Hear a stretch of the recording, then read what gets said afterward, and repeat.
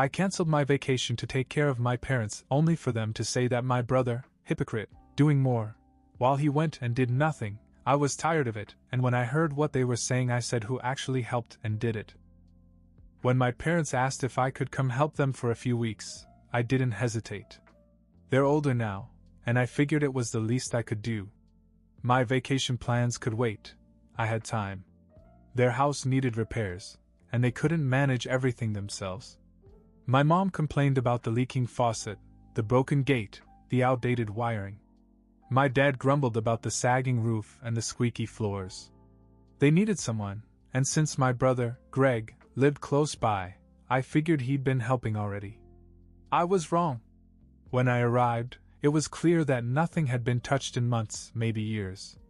The house looked like it was on the verge of collapse. Greg was there too, lounging in the living room, scrolling on his phone. He gave me a half-hearted nod when I walked in. "You're finally here," my mom said, as if I'd been avoiding them. "There's so much to do. I don't know why we waited so long to call you." I ignored the sting in her words and got to work. I fixed the faucet first, then tackled the gate. By the end of the first day, I was exhausted, but I felt accomplished. Surely they'd appreciate the effort. But instead of gratitude, all I heard were complaints. "Why did you fix it like that?" my mom asked, inspecting the gate with a critical eye. "Greg would have done it differently." Greg, of course, didn't lift a finger. He just shrugged and said, "She's picky about stuff." I let it slide. It was only the first day, after all. The second day started early. I was up before anyone else, ready to tackle the wiring in the garage that my dad had been complaining about for weeks. I spent hours crawling through dust and cobwebs, carefully replacing the old wires with new ones. When I came inside, sweating and covered in grime, I found Greg sitting at the kitchen table eating breakfast. My mom was fussing over him like he was some kind of prince. "Do you want more eggs, sweetheart?" she asked, completely ignoring me as I walked past. "Don't forget to check the gutters," my dad called out from the living room. I barely had a chance to sit down before my mom turned to me. "What took you so long in the garage?" she asked. "It shouldn't have taken that long." I opened my mouth to explain, but Greg cut in. "He's probably overthinking it," he said with a smirk. I bit my tongue and got back to work. That afternoon, I climbed up to the roof to clean the gutters. Greg was supposed to be holding the ladder, but after a few minutes, he disappeared back inside. I finished the job on my own, feeling the weight of their expectations pressing harder with every task. When I came down, Greg was sitting on the couch with my dad, laughing about something. My mom walked past me without a glance, muttering about how the roof still needed repairs. By the end of the day, my patience was wearing thin. It wasn't just a lack of appreciation. It was the way Greg basked in their approval without lifting a finger. By the third day, I was running on fumes. I'd been up early every morning and working late into the evening, trying to get through the endless list of tasks my parents had given me. My body ached, my patience was wearing thin, and Greg was becoming more unbearable by the hour. It wasn't just that Greg did nothing. It was how he managed to turn his laziness into a virtue in our parents' eyes. While I was in the garage repairing the old wiring, I heard my mom in the kitchen, cooing over Greg like he was a saint. "Thank you for always being here for us," she said warmly. "Not like your brother, who only shows up when it's convenient for him." I stopped mid-wire, my jaw tightening. Convenient? I'd cancelled a long-awaited vacation to come here. I'd spent every waking moment fixing their house while Greg hadn't lifted a single finger. But to her, he was the dutiful son.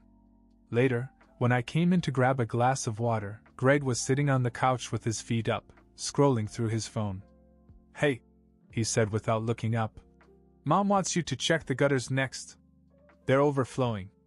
I bit my tongue and headed back out without saying a word. It wasn't just the lack of help. It was the little things Greg did that made my blood boil.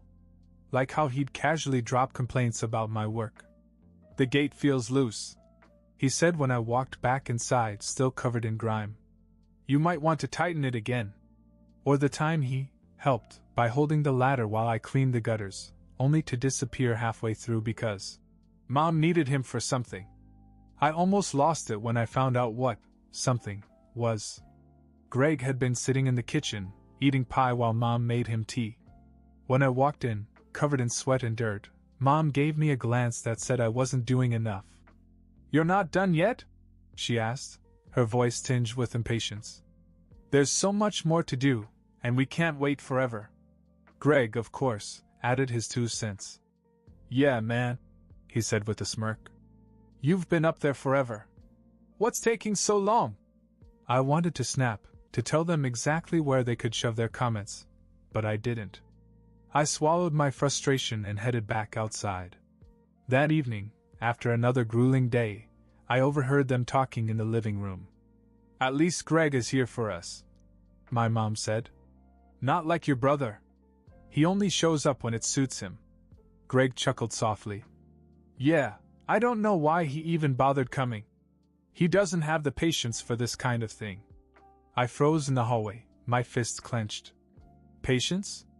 I'd been doing everything while Greg sat on his ass and played the role of the golden child. I wanted to march in there and set them straight, but I bit my tongue, again. Instead, I went to bed, trying to ignore the anger boiling in my chest. The next day, my resolve started to waver. I woke up sore and exhausted, the weight of unappreciated effort pressing down on me. Greg, of course, was still in bed, even though it was past 9 a.m. I could hear my mom humming in the kitchen as she cooked breakfast for him. Not me, him. "Make sure Greg gets enough to eat," my dad had said the night before. "He's been such a big help around here." Big help? I'd spent the past 3 days sweating through manual labor while Greg had barely broken a sweat lifting a fork. By the time he finally emerged from his room, I'd already replaced 2 fence posts in the backyard. My dad came out to check on me and immediately pointed out the uneven paint job on one of the posts. "You should fix that," he said, as if the entire fence wasn't a mess before I touched it. Greg strolled out behind him, sipping coffee, and said, "Yeah, it's a little off." I gripped the hammer tightly, the urge to snap almost unbearable. Instead, I took a deep breath and asked, "Are you going to help with anything today, Greg?" He grinned. "I've got some stuff to do with Mom," he said casually. "She needs my input on the groceries." Groceries. That was his idea of helping. As the day went on, it became clear that Greg was more interested in playing mediator than actually contributing. When I was up on the roof repairing a leak, I overheard him in the kitchen again. "You know, he's kind of rough around the edges," he said, his voice low but loud enough for me to catch. "I don't think he's cut out for this kind of work." My mom sighed. "He's always been like that. But at least he's trying, I guess." Trying? That word echoed in my head as I climbed down the ladder. I'd fixed the wiring, patched holes, cleaned gutters, and now I was on the roof, and I was trying? Greg walked outside, hands in his pockets, watching me as I worked. "Looks like you missed a spot," he said, pointing to an area of shingles I hadn't gotten to yet. I didn't respond. I couldn't trust myself to speak without unleashing the anger I'd been bottling up. By the end of the day, I was done.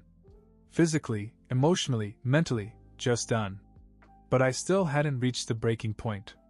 That would come later, when I overheard a conversation that would change everything.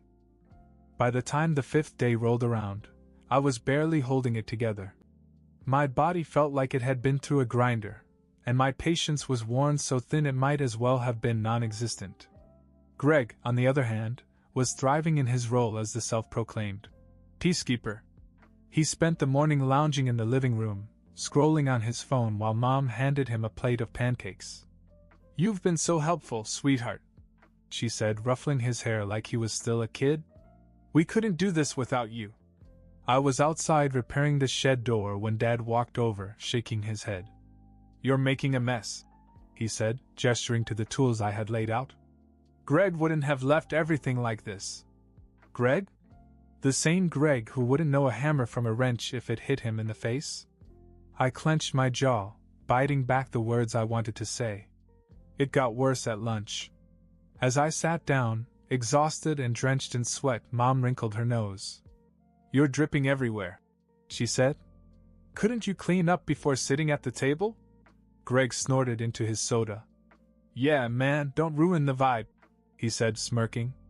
I slammed my glass of water down harder than I meant to, but nobody seemed to notice. They were too busy fawning over Greg's amazing suggestion to paint the living room a different color. He's got such an eye for these things, Mom said, smiling at Greg like he just invented sliced bread. After lunch, I went back to work. The roof still needed patching, and I was determined to finish it before the day ended. But as I climbed the ladder, I couldn't stop replaying the morning in my head, Mom's constant complaints, Dad's nitpicking, Greg's smug grin. I came down an hour later, drenched in sweat, and walked inside to grab a drink. That's when I heard it, the conversation that would finally push me over the edge. Greg's voice floated from the kitchen, loud and clear. I don't know why he even bothered coming here, he said, his tone dripping with disdain. He's just making things harder. Mom chimed in, her voice low but sharp. He's always been like this. Overthinks everything, makes a mess. If it weren't for you, Greg, we'd be lost. My dad added. He's trying, but he's not cut out for this kind of thing. You're the reliable one. Reliable. Greg. The same Greg who hadn't done a single useful thing since I arrived. Something inside me snapped. I walked into the kitchen, my boots thudding loudly against the floor. The conversation stopped mid-sentence, as all three of them turned to look at me. You think I'm not cut out for this? I said, my voice low and shaking with barely contained rage. I've been busting my ass since the moment I got here. Fixing your house. Cleaning your messes. And you're sitting here praising Greg for doing nothing? Their stunned silence was the only response I needed. I've been fixing everything you've neglected for years, I said, glaring at each of them. And Greg? He hasn't done a damn thing except sit around and let you fawn over him. Greg shifted uncomfortably in his seat but didn't say anything. Mom finally broke the silence. We're just saying you could do things a little better. Better? I repeated, my voice rising. I canceled my vacation to be here. I've been working nonstop while you praise Greg for lifting a fork. Dad crossed his arms, looking annoyed. You don't have to make a scene. I laughed bitterly. A scene? This isn't a scene, this is reality. You've let this house fall apart, you've let Greg mooch off you, and when I step in to help, I'm the problem? They all stared at me, dumbfounded. Greg opened his mouth, but I cut him off. Don't even start. You're the biggest hypocrite here. Without waiting for a response, I walked out of the kitchen and into my room. I slammed the door behind me and started throwing my belongings into my bag. My hands shook with a mix of anger and exhaustion, but I wasn't about to stick around and take more of their nonsense. I could hear muffled voices from the kitchen, probably Greg trying to play innocent or Mom making excuses for him. I didn't care. I'd had enough. The bag was packed in minutes. As I zipped it up, the absurdity of the situation hit me again. I'd come here out of goodwill, sacrificing my time and energy, only to be treated like an inconvenience. When I stepped into the hallway, Greg was there, leaning against the wall. He gave me that smug look he'd perfected. You're really leaving? He asked, his tone dripping with fake surprise. Yeah, I said, brushing past him. Enjoy being the reliable one. I didn't stop to explain myself further. I headed straight for the door, ignoring my parents' calls from the kitchen. As I reached the front door, my mom burst out of the kitchen, her voice sharp and accusing. So that's it? You're just walking out? I turned to face her, bag slung over my shoulder, my chest tight with frustration. What else do you want from me, Mom? I asked, my voice steady but loaded with anger. I've done everything you asked, fixed the house, cleaned your messes, canceled my plans, and all I've heard in return is how I'm not good enough. Her eyes widened, but before she could respond, Greg appeared behind her, leaning casually against the wall. He looked at me with that smug expression he always wore, the one that said he thought he was untouchable. You're being dramatic, he said, his tone dripping with condescension. Nobody asked you to come here and act like a hero. I laughed bitterly, shaking my head. You didn't ask because you've never had to do anything for anyone, Greg. You just sit around letting Mom and Dad worship you while the rest of us clean up the messes you leave behind. Greg's smirk faltered, but he didn't reply. My dad stepped into the doorway, his arms crossed, shaking his head. You don't have to make a scene, he said, his voice low and dismissive. A scene? I repeated, my voice rising. I'm not making a scene, I'm telling the truth. You sit here complaining about everything, praising Greg for doing absolutely nothing, and treating me like a hired hand. My mom bristled, her face reddening. We never said we didn't appreciate you, she snapped. But you've always been difficult. Difficult? I said, my voice trembling with rage. I'm difficult because I refuse to sit back and let you walk all over me. I'm difficult because I've been the only one here actually doing anything while Greg lounges around like a king. You call that difficult? Fine. I'll take it. The room fell silent for a moment. Greg shifted uncomfortably, and my mom's indignation faltered. But I wasn't done.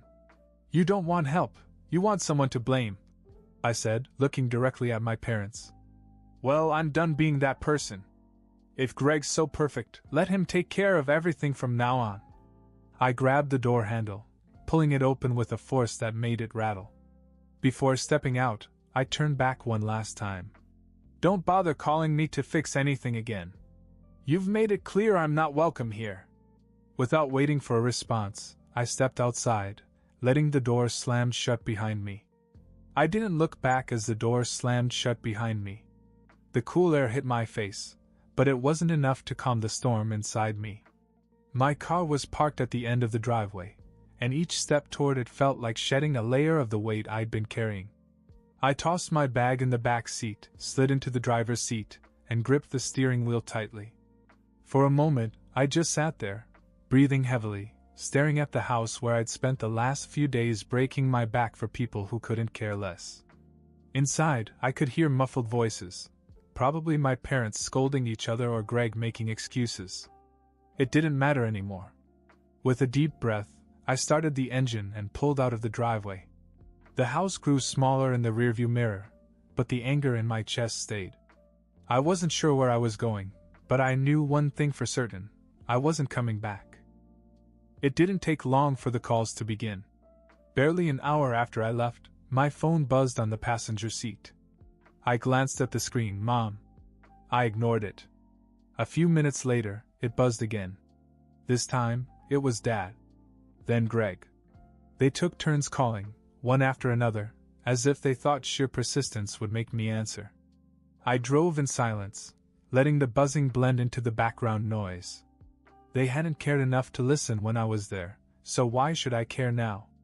The voicemails started piling up, too. My mom's voice was predictably dramatic, filled with phrases like, "How could you leave us like this?"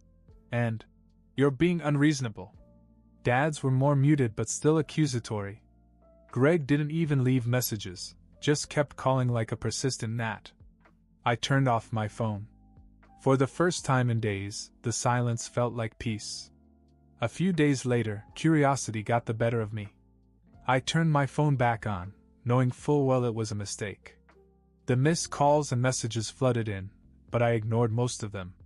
Then my phone rang again. This time, it was Mom. Against my better judgment, I answered. "Finally," she snapped before I could say anything. "Do you have any idea how worried we've been?" "Worried?" I said, my voice calm but strained. "You're worried now? You weren't worried when I was doing everything for you while you criticized me." "Well, we didn't ask you to act like a martyr," Greg's voice chimed in. Apparently, they had me on speakerphone. "If you couldn't handle it, you shouldn't have come." I laughed bitterly. "Handle it? I came because you couldn't be bothered, Greg. I was the one fixing everything while you sat on your ass, pretending to care." Dad cut in next, his voice tight with irritation. "There's no need for this attitude. You're blowing everything out of proportion. We didn't mean anything by what we said." "Didn't mean anything?" I repeated, my anger bubbling to the surface. "You let Greg sit there doing nothing, called him the reliable one, and treated me like an outsider. But sure, I'm the one overreacting. You're being dramatic, Mom said, her tone turning sharp. You've always had a tendency to make everything about you. That was it. I'd had enough. No, I said firmly. This isn't about me. This is about the way you've treated me my whole life. Greg does nothing, and you praise him. I sacrifice my time, my energy, and my plans, and you call me difficult. I'm done. There was a stunned silence on the other end, but it didn't last. Greg started to say something, but I cut him off. Don't bother, Greg. You're not worth the time or the breath. Before they could respond, I ended the call and blocked their numbers. For the first time in years, I felt a sense of peace. They had taken enough of my time and energy. It was time to focus on myself.